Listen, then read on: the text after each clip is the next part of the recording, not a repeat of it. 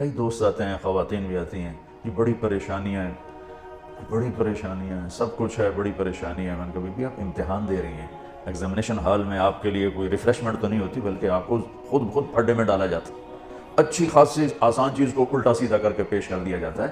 ہم سب بمین 7 ارب انسانوں کے ہم پیپر دے رہے ہیں، ہم امتحان گاہ میں بیٹھے ہیں۔ یہ آئیڈیل ہوم نہ بن سکتا ہے، نہ بنے گا، نہ بنانے والے نے اسے آئیڈیل ہوم بنایا ہے۔ یہ ہم دیوانے ہیں کہ چند سالہ زندگی میں اس کو آئیڈیل ہوم بنانا چاہتے ہیں۔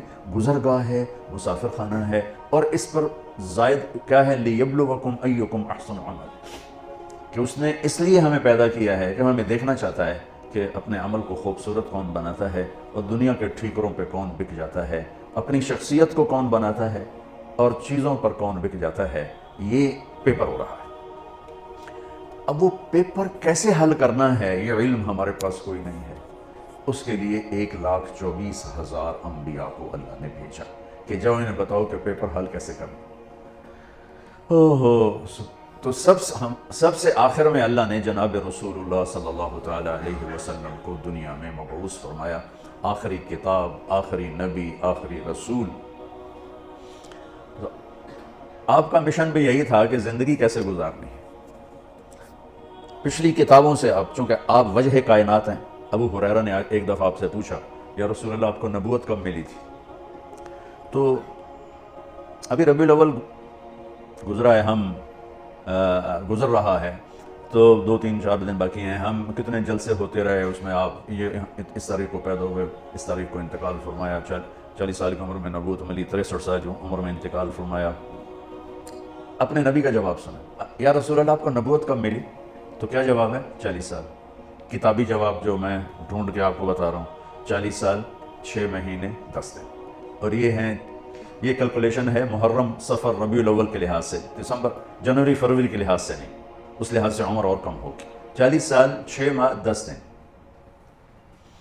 تو یہ تو کیلکولیٹڈ جواب تھا، تو آپ یہ جواب آپ نہ دیتے ہیں، فرماتے ابو ہریرہ 40 سال کی عمر میں نبی بنا، لیکن میرے نبی نے جواب کیا دیا، کنت نبیا وان آدم بین الروح والجسد۔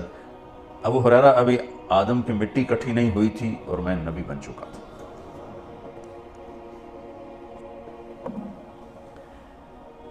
تو اب تو وجہ کائنات ہے۔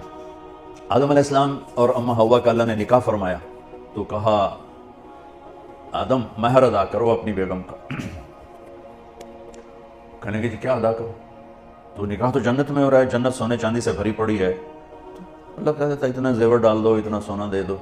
میرے اللہ نے کہا آدم آپ کی نسل میں میرے آخری نبی آئیں گے، ان پہ ایک درود پڑھ دے، بس یہی مہر ہے، یہی مہر ہے۔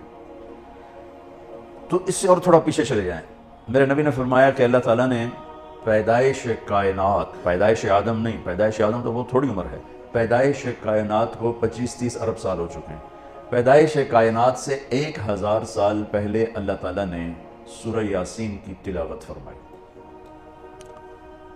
ایک حدیث اور جوڑ دوں ساتھ، میرے نبی نے فرمایا ان لی عند اللہ 10 اسماء، میرے اللہ نے 10 نام رکھے، میں محمد، احمد، ماحی، حاشر، عاقب، فاتح، خاتم، ابو القاسم، طٰہٰ، یاسین۔ یہ آپ نے ایک ہی روایت میں، ایک حدیث میں آپ نے اپنے 10 نام بتائے۔ ویسے تو آپ کے صفات کے ساتھ آپ کے صفاتی نام بھی بے شمار ہیں۔ جب قرآن میں چلے جائیں تو شاہد، مبشر، نذیر، داعی اللہ، سراجا منیرا، مدثر، مزمل، عزیز، رحیم، رؤوف، رحیم، حریص، عزیز، یہ سارے میرے نبی کے خوبصورت نام ہیں جو اللہ نے قرآن میں بھی پیش کیے، حدیث میں بھی ہمیں نظر آتے ہیں۔ اس میں ایک نام ہے آخری، یاسین۔ کیا ہے بولیں؟ اب سنیں، میرے نبی نے فرمایا اللہ نے کائنات کو پیدا کرنے سے 1000 سال پہلے سورہ یاسین کی تلاوت فرمائی۔ سورہ یاسین، سورہ یاسین کو قرآن کا دل کہا جاتا ہے، صرف پہلی 3 آیات کی وجہ سے قرآن کا دل ہے، باقی مضامین تو وہی ہیں جو پورے قرآن میں ہیں، لیکن پہلے 2-3 جملے وہ ہیں جو پورے قرآن میں دہرائے نہیں گئے۔ یاسین، اب آپ اپنے نبی کا نام ذہن میں رکھیں، میرا اللہ کہہ رہا ہے یاسین، اور یہ تلاوت ہو رہی ہے پیدائش کائنات سے 1000 سال پہلے۔ ہمارے بھاگ جاگے کہ ہمیں اللہ نے جناب رسول اللہ صلی اللہ علیہ وسلم کی امت میں پیدا فرما دیا۔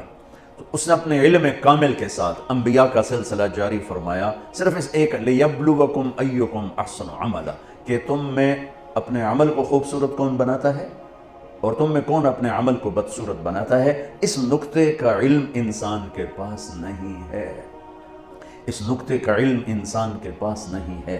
استعداد موجود ہے، فَأَلْهَمَهَا فُجُورَهَا وَتَقْوَاهَا، تیرے اندر برائی کی پہچان بھی ڈال دی، برائی کا راستہ بھی تیرے اندر ڈال دیا اور اچھائی کا بھی۔